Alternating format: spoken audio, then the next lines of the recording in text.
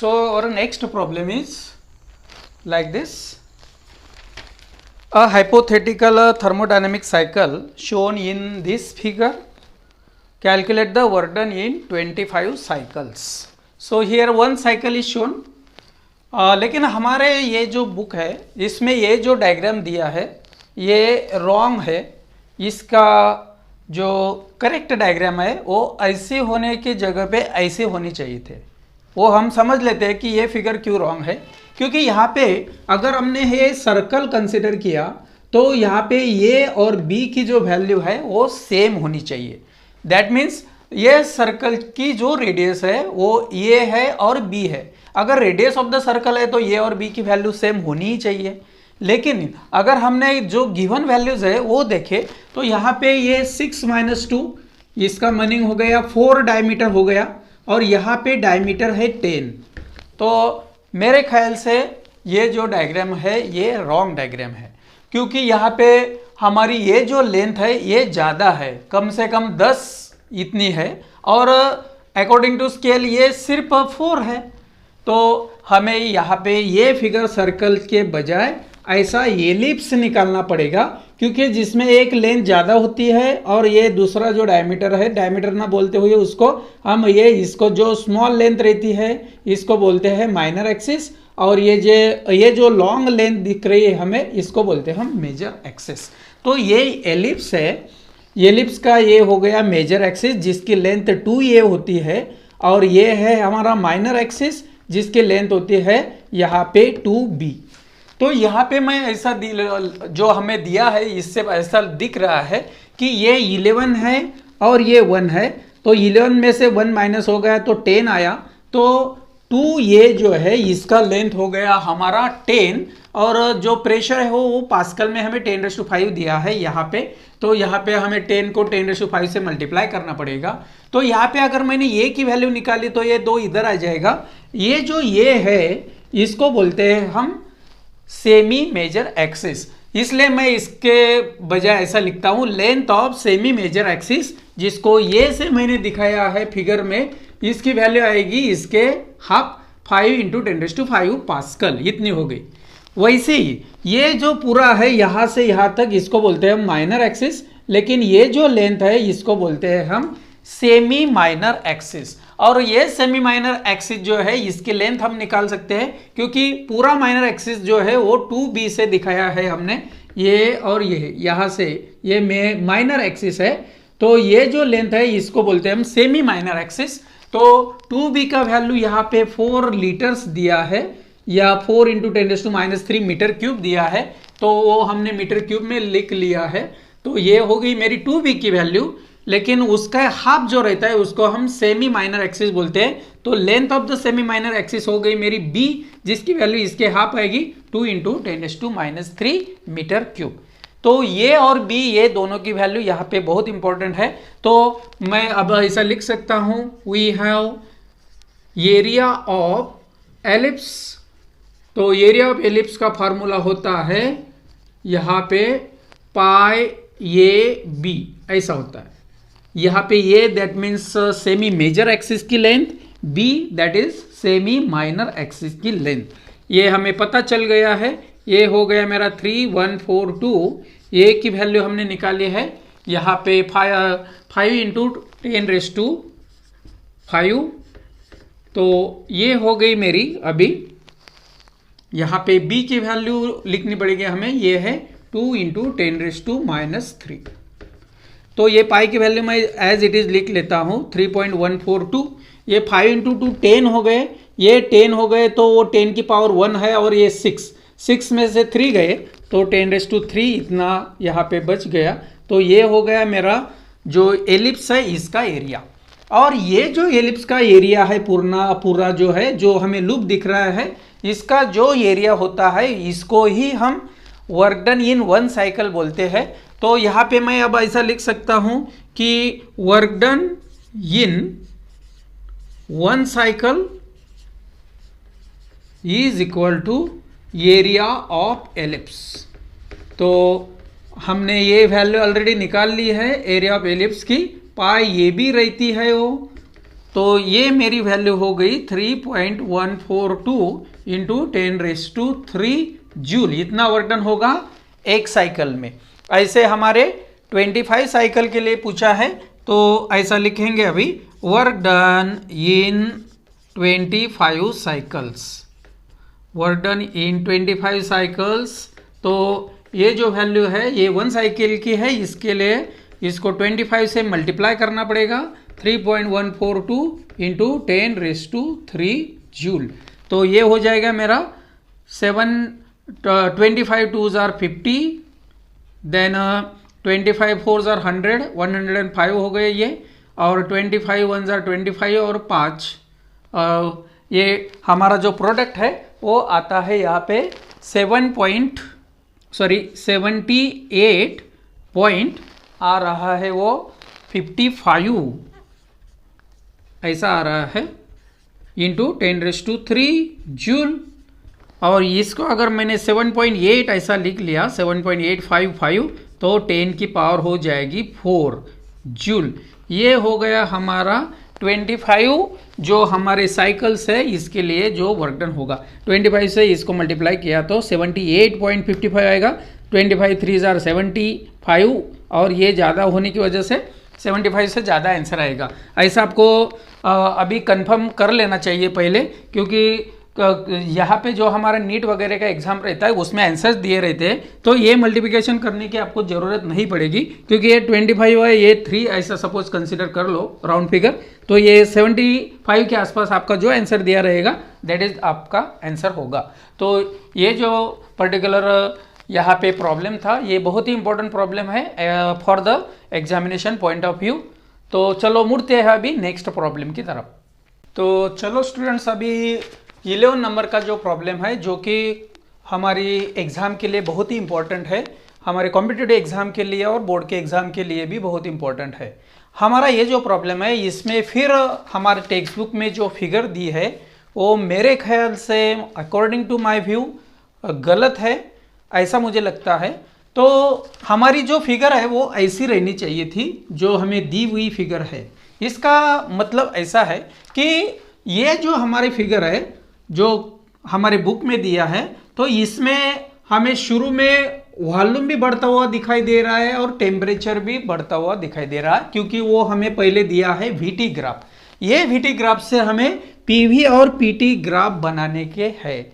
तो ये ग्राफ बनाने के लिए पहला तो इंपॉर्टेंट बात इसमें ऐसा है कि हमें कौन सी भी एक क्वांटिटी जो है वो हमारी कांस्टेंट रहेगी। यहाँ पे अगर मैंने ऐसी डायग्राम निकाली है तो इसमें ए टू बी के अलोंग मैंने वॉल्यूम जो है वो कांस्टेंट दिखाया है। देखो ये आपको वॉल्यूम कांस्टेंट दिखाई दे रहा है।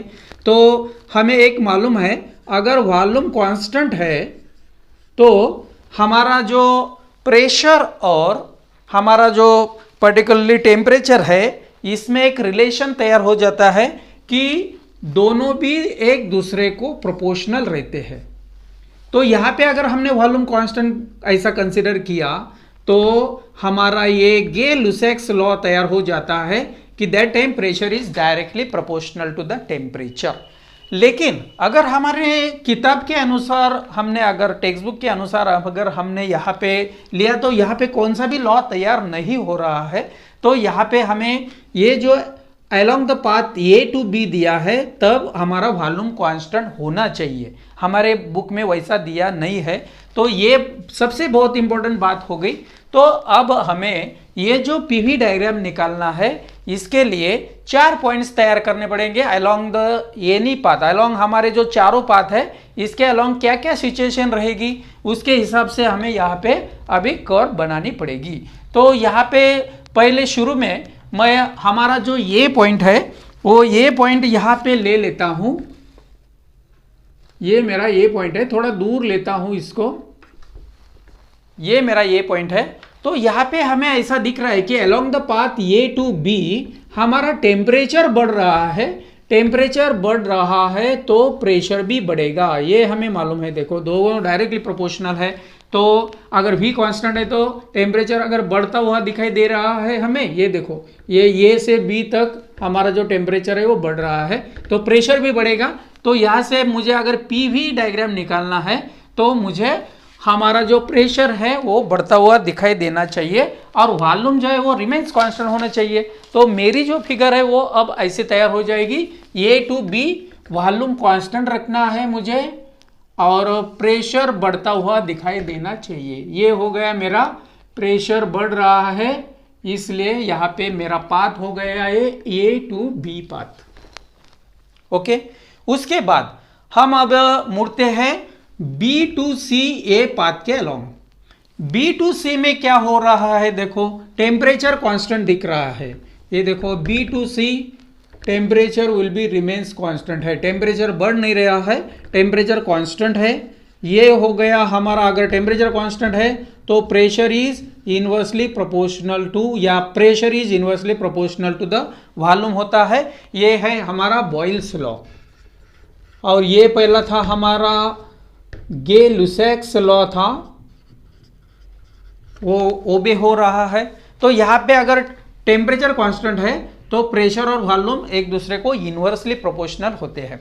अब जब हमारे दो क्वांटिटीज एक दूसरे को इनवर्सली प्रोपोर्शनल होते हैं तब नेचर ऑफ द ग्राफ जो है वो कर्व आता है। तो यहाँ पे मुझे ऐसा दिखाना पड़ेगा अभी कि हमारा जो वॉल्यूम है वो वॉल्यूम डिक्रीज हो रहा है। देखो ये वॉल्यूम है, वो एरो जो है वो नीचे की तरफ है, तो वॉल्यूम डिक्रीज हो रहा है। यहाँ पे वॉल्यूम डिक्रीज हो रहा है, यहाँ पे वॉल्यूम कांस्टेंट था, तो यहाँ पे हमारा जो टेम्परेचर है वो इंक्रीज हो रहा था। टेम्परेचर इंक्रीज होने की वजह से प्रेशर भी इंक्रीज होगा, वो हमने दिखाया। अब बी टू सी के अलोंग हमारा वॉल्यूम डिक्रीज हो रहा है, ये तो प्रेशर इंक्रीज होगा, प्रेशर इंक्रीज होगा। तो हमें जो कर्व है वो ऐसे निकालनी पड़ेगी, कर्व निकालनी पड़ेगी, क्योंकि वो इनवर्सली प्रोपोर्शनल है। ये हो गया मेरा बी टू सी पॉइंट, ठीक है। उसके बाद यहां पे जाते हैं हम सी टू डी की तरफ। ये मेरा पहला जो हो गया ये फॉर ए टू बी के लिए था, ये मेरा बी टू सी के लिए था।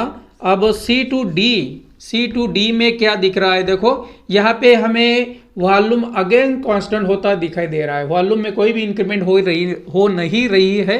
तो यहाँ पे मुझे वॉल्यूम कांस्टेंट दिख रहा है। अगर वॉल्यूम कांस्टेंट है तो प्रेशर और टेम्परेचर दोनों डायरेक्टली प्रोपोर्शनल होने की वजह से यहाँ पे टेम्परेचर अब डिक्रीज हो रहा है। देखो अगर टेम्परेचर डिक्रीज होता है तो प्रेशर भी डिक्रीज होगा, ठीक है। तो प्रेशर अगर डिक्रीज होता है तो यहाँ पे मुझे सी टू डी लाइन ऐसी स्ट्रेट दिखानी पड़ेगी नीचे आती हुई, क्योंकि हमारा जो वॉल्यूम है वो कांस्टेंट है लेकिन प्रेशर जो है वो डिक्रीज हो रहा है। ये हो गया मेरा प्रेशर जो कि डिक्रीज हो रहा है। यहाँ पे मैंने प्रेशर इंक्रीज दिखाया है, ये प्रेशर डिक्रीज हो रहा है। यहाँ पे जो वॉल्यूम है वो यहाँ पे सेकंड केस में वॉल्यूम डिक्रीज हो रहा था बी टू सी के अलोंग। अगर वॉल्यूम डिक्रीज होता है तो प्रेशर इंक्रीज होता है, तो यहाँ पे मेरा प्रेशर इंक्रीज मैंने दिखाया है देखो, लेकिन वॉल्यूम जो है वो डिक्रीज होता हुआ दिखाई दे रहा है, ये कर्व के अलोंग दिख रहा है वो। और लास्ट में हमारा जो डी टू ए पाथ है इसके लिए मुझे ऐसा दिख रहा है कि अगेन हमारा जो टेम्परेचर है वो कांस्टेंट है। अगर टेम्परेचर कांस्टेंट है तो यहाँ पे हमें ये जो हमारा रिलेशन है बॉयल्स लॉ का P is inversely proportional to V, इसका यूज करना पड़ेगा। तो D टू A के अलोंग अब टेम्परेचर कांस्टेंट है लेकिन वॉल्यूम बढ़ रहा है। देखो यहाँ पे वॉल्यूम बढ़ रहा है, अगर वॉल्यूम बढ़ रहा है तो प्रेशर डिक्रीज होता हुआ दिखाई देना चाहिए। तो प्रेशर डिक्रीज अगर हमें करना है तो यहाँ पे मुझे प्रेशर डिक्रीज ऐसा दिखाना पड़ेगा और वॉल्यूम जो है वो इंक्रीज होता हुआ दिखना चाहिए। यहाँ पे हमारा वॉल्यूम जो है वो इंक्रीज हो रहा है लेकिन प्रेशर जो है वो डिक्रीज हो रहा है। तो ये हो गया मेरा डी टू ए पाथ। तो ये हो गई मेरी जो पीवी डायग्राम है, वो अगर अच्छी तरह से निकालना है तो ये मैं ऐसे निकाल सकता हूँ, क्योंकि along this two paths A B और सी डी के अलोंग ये हमारे स्ट्रेट पाथ आ गए और ये जो पाथ्स है ये हमारे कर्व्स पाथ आ गए। उसको हम आइसो बार्स बोलते हैं। आइसो बार जो होते हैं वो आइसो, जब हमारा टेम्परेचर कांस्टेंट होता है उस टाइम को हमने देखा है, वो बात हमने थ्योरी में डिस्कस कर ली है। तो हमारा जो ग्राफ है पीवी डायग्राम वाला वो ऐसा आना चाहिए, ये हमने यहाँ पे दिखाया है। अब मुड़ते हैं, सेकंड जो ग्राफ हमें निकालना है वो पीटी ग्राफ निकालना है। तो उसके लिए भी ऐसे 4 केसेस लिख लेते हैं। तो यहाँ पे पहली केस जो है अलोंग ए टू बी का मैं अभी सोच रहा हूँ, अभी मुझे निकालना है पीटी ग्राफ।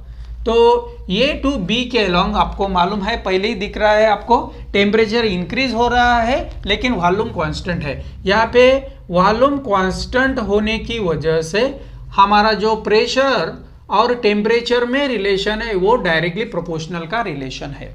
तो यहाँ पे हमारा जो प्रेशर है वो यहाँ पे इंक्रीज होगा क्योंकि वॉल्यूम में इंक्रीमेंट हो रहा है, वॉल्यूम कांस्टेंट है। अगर हमारा टेम्परेचर बढ़ रहा है, टेम्परेचर बढ़ता है तो प्रेशर भी बढ़ेगा। ठीक है, तो यहाँ पे हमें क्या करना पड़ेगा, अगर डायरेक्टली प्रोपोर्शनल रिलेशन है तो यहाँ पे मुझे जो ग्राफ मिलने वाला है वो straight line passing through the origin, यहाँ पे मैं ये पॉइंट ले लेता हूं, तो ए टू बी ऐसा निकालना पड़ेगा मुझे ग्राफ। ये हो गया मेरा ए टू बी, जिसमें आपको प्रेशर भी इंक्रीज होता हुआ दिखाया देना चाहिए और टेम्परेचर भी। तो यहाँ पे ये टेम्परेचर और प्रेशर दोनों बढ़ रहे हैं, देखो यहाँ पे प्रेशर भी बढ़ रहा है और टेम्परेचर भी बढ़ रहा है। तो ये हो गया मेरा A to B path for the PT graph. क्योंकि यहाँ पे वॉल्यूम कांस्टेंट है, हमें पी वर्सेस टी ग्राफ निकालना है। अगर टेम्परेचर बढ़ रहा है तो प्रेशर भी बढ़ेगा, क्योंकि यहाँ पे टेम्परेचर बढ़ रहा है अलोंग ए टू बी। देखो ये टी है, टी बढ़ रहा है तो यहाँ पे ए टू बी के अलोंग हमारा टेम्परेचर बढ़ने की वजह से प्रेशर भी बढ़ेगा इन द पीटी ग्राफ। अब सेकंड लेते हैं B to C. B to C में क्या होगा, देखो अगर यहाँ पे हमने बी टू सी ऑब्जर्व किया तो यहाँ पे हमें टेम्परेचर कांस्टेंट दिख रहा है। ये केस हो गई हमारी टेम्परेचर कांस्टेंट वाली। तो टेम्परेचर अगर कांस्टेंट है तो हमें बॉयल्स लॉ यूज करना पड़ेगा, P is inversely proportional to V। तो यहाँ पे मुझे क्या दिख रहा है कि वॉल्यूम जो है वो डिक्रीज हो रहा है। वॉल्यूम अगर डिक्रीज होता है तो प्रेशर इंक्रीज होना चाहिए, इनवर्सली प्रोपोर्शनल होने की वजह से। तो यहाँ पे आपको मालूम है अभी कि इनवर्सली प्रोपोर्शनल जब रिलेशन होता है तब तो हमारी जो कर्व है वो हमारी जो पर्टिकुलर लाइन आने वाली है वो स्ट्रेट लाइन नहीं रहेगी, यहाँ पे होना चाहिए हमारा कर्व। वो कर्व अब मैं निकालता हूं ऐसा।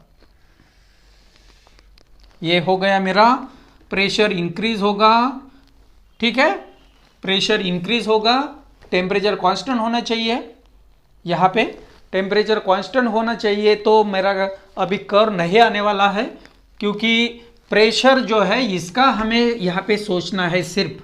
तो यहाँ पे मैंने ऐसा देखा अभी कि सिर्फ आपको प्रेशर के बारे में अभी देखना है क्योंकि टेम्परेचर कांस्टेंट है, पीटी ग्राफ है। अगर वॉल्यूम डिक्रीज होता है तो प्रेशर भी यहाँ पे इंक्रीज हो रहा है। तो प्रेशर इंक्रीज हो रहा है तो मुझे अभी लाइन ऐसे निकालनी पड़ेगी, ऐसे। ये हो गया मेरा, प्रेशर इंक्रीज हो रहा है लेकिन टेम्परेचर कांस्टेंट है, क्योंकि टेम्परेचर जब कांस्टेंट होता है तो वॉल्यूम डिक्रीज होता हुआ यहाँ पे दिखाया है अलोंग BC। तो इसके लिए प्रेशर जो है वो इंक्रीज होता हुआ दिखाई देना चाहिए। तो ये हो गया मेरा दूसरा पार्ट। अब तीसरा जो है हमारा C2D। C2D में क्या दिया है, देखो C2D में हमारा जो वॉल्यूम है वो कांस्टेंट है।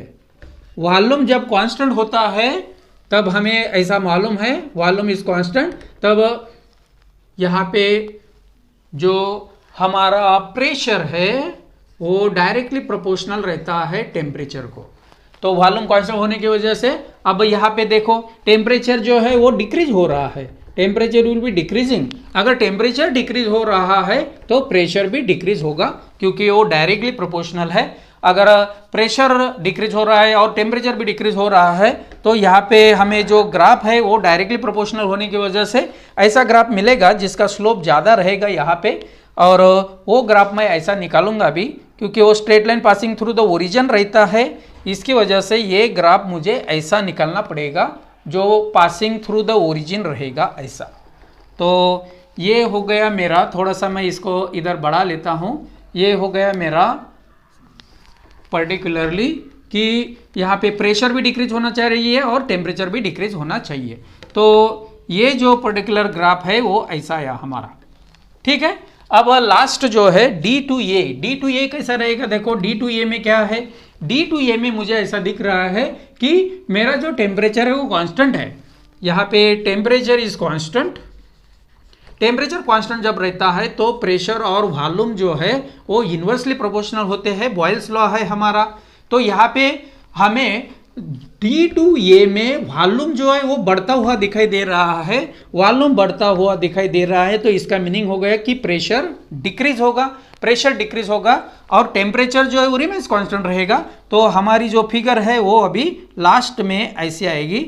ये पॉइंट हो गया मेरा D, ये C पॉइंट रहेगा, सॉरी D पॉइंट रहेगा, ये हमारा C पॉइंट है, ये D पॉइंट रहेगा और यहाँ पे हमारा जो प्रेशर है वो डिक्रीज हो रहा है और टेम्परेचर जो है वो रिमेन्स कांस्टेंट है। तो ये हो गई मेरी PT डायग्राम और ये हो गई मेरी PV डायग्राम। तो इस तरह से आपको गे-लुसैक्स लॉ और बॉयल्स लॉ यूज करके दोनों फिगर आप निकाल सकते हैं 1 by 1। ऐसा आपको एक्सप्लेनेशन देने की जरूरत नहीं है, लेकिन ये प्रॉब्लम जो है that is very very important. वो आपको समझने के लिए ये प्रॉब्लम बहुत अच्छी तरह से आपको समझ लेना चाहिए। ऐसे अगर एक प्रॉब्लम आप सॉल्व कर सकते हैं तो ऐसे बहुत सारे प्रॉब्लम आप सॉल्व कर सकते हैं। So this is very very important problem. तो यहाँ पे हमने जो किताब में दिए हुए हमारे रिड्यूस सिलेबस के प्रॉब्लम्स है वो सभी ले लिए हैं। ये मैंने CET के लिया है, CET के लिए या JEE नीट के लिए लिया है, क्योंकि ये कॉर्नर्स साइकिल का प्रॉब्लम था और वो जो टॉपिक है वो हमारे सिलेबस में नहीं है अभी, जो इस साल एग्जाम होने वाले हैं बोर्ड की। तो इसलिए ये प्रॉब्लम लेना जरूरी था, आपको इसकी मदद जरूर होगी। बहुत सारे लोगों ने ये एक्सप्लेन किया है, आपका बहुत बहुत धन्यवाद होगा कि आप इस पे कमेंट जरूर करिए और आपको ये समझ में आया कि नहीं। ये लास्ट में मैंने जो दोनों प्रॉब्लम लिए हैं वो आप जरूर उसके बारे में कमेंट कीजिएगा। जो नेक्स्ट प्रॉब्लम है वो लास्ट प्रॉब्लम है, ये 11 नंबर का प्रॉब्लम है हमारा। यहाँ पे क्या दिया है देखो, फिगर हमें दी है यहाँ पे, ये 11 नंबर का प्रॉब्लम है। इसमें ऐसा बोला है, a system is taken to its final state from initial state in a hypothetical paths along as shown in figure, calculate the work done in each case। यहाँ पे एक हाइपोथेटिकल हमारी सिस्टम दी है जहाँ पे वर्क डन हो रहा है पहले A से B तक, B से C, C से D और D से फाइनली हमारी जो स्टेट है वो ओरिजिनल स्टेट को आ रहा है। तो ऐसे केस में ये साइक्लिक प्रोसेस होने की वजह से हमें यहाँ पे इसका एरिया हमको निकालना पड़ता है टोटल वर्क डन निकालने के लिए। लेकिन हमें इस पर्टिकुलर प्रॉब्लम में ऐसा दिया है कि हर एक पाथ के अलोंग, अगर हमने डायरेक्टली भी इसका एरिया निकाला तो चलता है, लेकिन यहाँ पे आपको हर एक पाथ के अलोंग जो वर्क डन है वो निकालना है। तो इससे मैंने फिगर देख के यहाँ पे PA और PB की वैल्यू सेम है। देखो ये हमारा प्रेशर का एक्सिस है y एक्सिस, तो यहाँ पे A और B पॉइंट के पास सेम प्रेशर है 6, जिसको बोलेंगे हम 6 × 10⁵ पास्कल में दिया है वो। उसके बाद PC और PD सेम है, देखो यहाँ पे हमें 2 × 10⁵ पास्कल ऐसा लेना पड़ेगा। ये हो गई प्रेशर की चारों जगह की वैल्यूज। उसके बाद हमें वॉल्यूम दिया है, देखो वॉल्यूम एक्सिस हमारा x एक्सिस है, तो A के पास और D के पास वॉल्यूम सेम है, तो VA = VD = 2 लीटर ऐसा हमें दिया है। तो ये जो 2 लीटर है इसका कन्वर्शन हमें मीटर क्यूब में करना पड़ेगा, 2 × 10⁻³ मीटर क्यूब ऐसा हो जाएगा।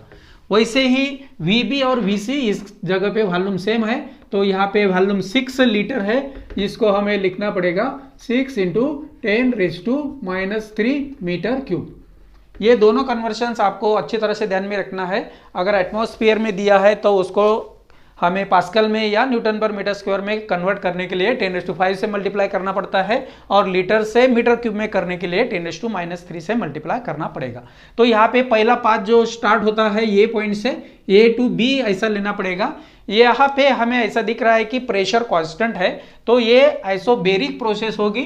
तो work done along the path, ये भी ऐसा लिखता हूं मैं, we have work done along the path ये B, हर एक पाथ के अलोंग हमें निकालना है।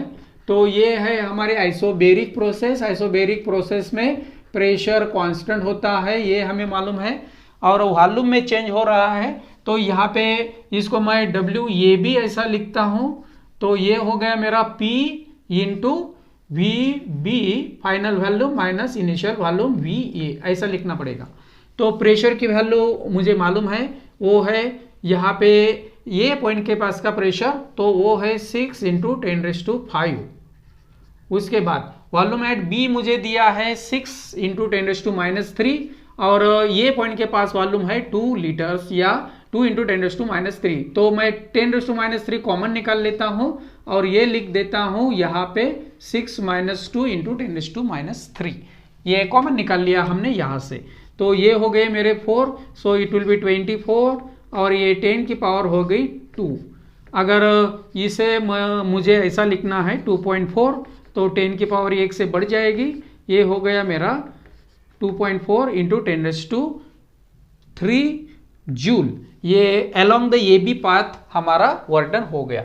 दूसरा जो है वर्क डन अलोंग, मुझे निकालना पड़ेगा work done along the path, वो है हमारा B C. So work done along the path B C क्या आता है देखते हैं। ये हमारे वॉल्यूम जो है वॉल्यूम की वो चेंज नहीं हो रही है, volume will be remains constant, pressure बदल रहा है, लेकिन हमें ऐसा मालूम है कि जब हम वर्क डन निकालेंगे अलोंग द बी सी तो वो आएगा हमारा 0, क्योंकि ये आइसोकोरिक प्रोसेस है। जब वॉल्यूम चेंज नहीं होता उस टाइम हमें मालूम है कि कोई भी वर्क डन नहीं होता है। ये आपको मैंने पिछले लेक्चर में भी बताया था। अगर आइसोकोरिक प्रोसेस है या वॉल्यूम रिमेन्स कांस्टेंट है तो उस टाइम को कोई भी वर्क डन नहीं होता, वो डायरेक्टली आपको 0 लिखना है। ये मुझे ऐसा लिखने आता था कि जो प्रेशर का डिफरेंस है वो लेता, मैं प्रेशर की वैल्यू निकालता, वॉल्यूम सी के पास Vc माइनस Vb ऐसा निकालता, लेकिन वैल्यू सेम होने की वजह से आंसर 0 हो जाएगा। तो ये हो गया हमारा BC पाथ के अलोंग जो वर्क डन है वो। हमारा तीसरा पाथ अब लेते हैं work done along the path.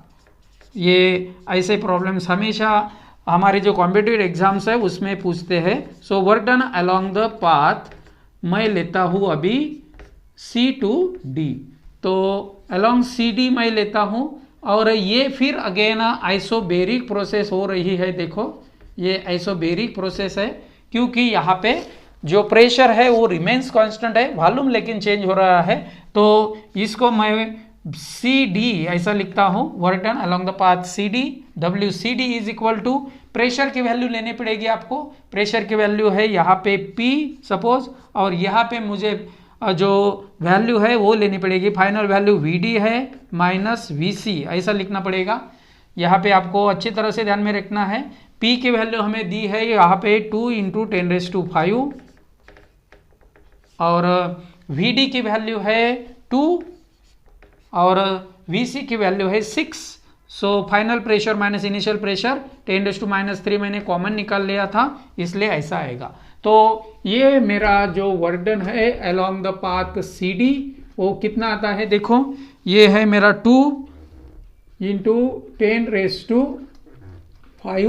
Into bracket, ये -4 हो गए, ये -4 इंटू 10⁻³ तो 4 इंटू 2 -8, और ये है हमारा 10⁻², 5 - 3 2 इतना जूल। ये हो गया हमारा work done along the path CD। तो ये निगेटिव क्यों आया, क्योंकि यहाँ पे हमारा जो वॉल्यूम है वो डिक्रीज हो रहा है। वॉल्यूम जब इंक्रीज होता है तो वर्क डन पॉजिटिव आता है, उस टाइम को work will be done by the gas होता है। इस टाइम को अगर वॉल्यूम डिक्रीज होता है तो work will be done on the gas होने की वजह से वो निगेटिव आता है। वो साइन कन्वेंशंस आपको बताया है। तो हमारा जो लास्ट पाथ है D to A, इसके अलोंग हमें अभी वर्क डन निकालना है, 4 नंबर का जो वर्क डन है। सो work done along the path DA, along the path DA, ये हमारी जो प्रोसेस है वो प्रोसेस है हमारी फिर अगेन आइसोकोरिक।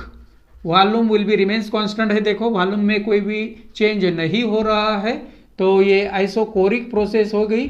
आइसोकोरिक प्रोसेस में हमारा जो वर्क डन है अलोंग द पाथ DA, इसकी वैल्यू प्रेशर इंटू 0 हो जाएगा, तो आंसर आएगा हमारा 0। तो आइसोकोरिक प्रोसेस में हमेशा ध्यान में रखना है कि हमारा जो वर्क डन होता है वो 0 होता है, आइसोबेरिक प्रोसेस में हमेशा वर्क डन होता है, वो पॉजिटिव कब आता है, जब वॉल्यूम इंक्रीज होता है, वॉल्यूम इंक्रीज होता है that means work will be done by the gas होता है। और अगेन हमारा जो वॉल्यूम है जो डिक्रीज होता है उस टाइम को work will be done on the gas होने की वजह से निगेटिव वैल्यू आता है। अगर आपको टोटल वर्क डन निकालना है तो ये चारों की हमें करनी पड़ेगी एडिशन।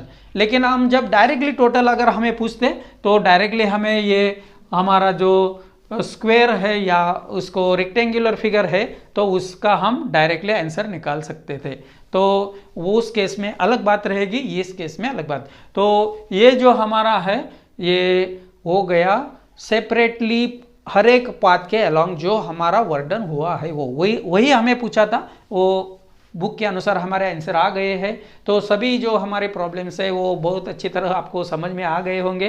तो धीरे धीरे हमारी अभी प्रैक्टिस बढ़ेगी, तब जो कन्वर्शंस वगैरह है वो भी आपको कुछ ज़्यादा बताने की ज़रूरत नहीं पड़ेगी। तो आज रुकते हैं, थैंक यू।